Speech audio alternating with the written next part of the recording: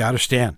Let's talk a little bit about the history of den chiefs. Now, you know that I think that the most important position within a troop is that of a den chief. Cub Scouting is a critical part of many youths' development within Scouting, and the den chief is a great example of what the Cub Scout is choosing to become. Now, back when Scouting was first starting in the United States, Ernest Thompson Seton had an idea about Cub Scouts from the beginning, way back in 1910 and before. Seton had the woodcraft Indians that had been moved over into Scouting. And within that structure, there was a way for younger people to join within their organization that was lacking in the newly found American Scouting program. Within that program,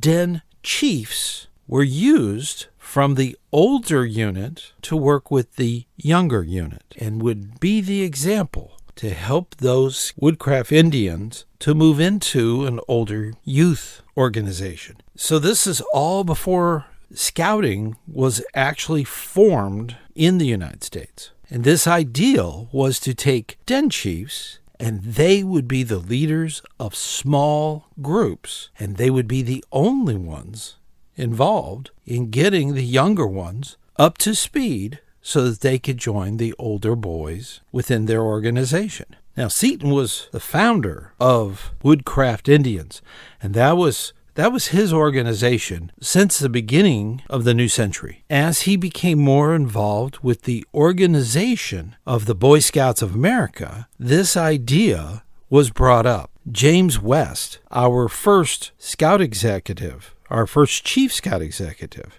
tabled the ideal of Cub Scouts because he had a real fear that this would interfere with the establishment of Boy Scouts, but he did agree to run some experiments to see if it was viable. In 1916, Baden-Powell published his Wolf Cub book, and this was based on the Rudyard Kipling Jungle Book. From that time on, a lot of experiments were done with younger youth to get them to join Boy Scouts. In 1930, the Boy Scouts of America started registering Cub Scout Packs. The packs had many dens, just like troops have many patrols. These dens were organized by age, and these dens were completely run by youth from the supporting troop as a den chief. The youth position of a den chief from the beginning was in charge of the den, and in some dens, the den chief was not much older than the Cub Scouts, and this became an issue. Den mothers were brought into to support the den chief in leadership. So the den chiefs of the scout troop were still in charge of the den. The den mothers were there to give support. By 1940s, the den mother became the leader that ran the den, and the den chief became the support. Cub Scouts has always needed den chiefs.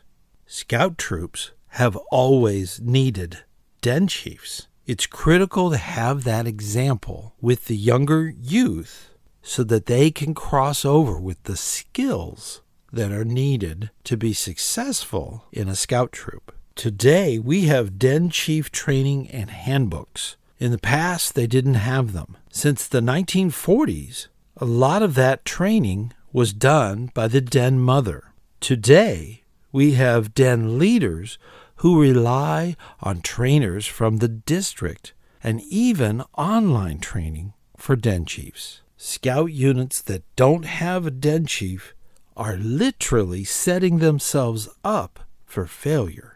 It is absolutely critical that youth take over this critical role in helping Cub Scout packs and dens succeed.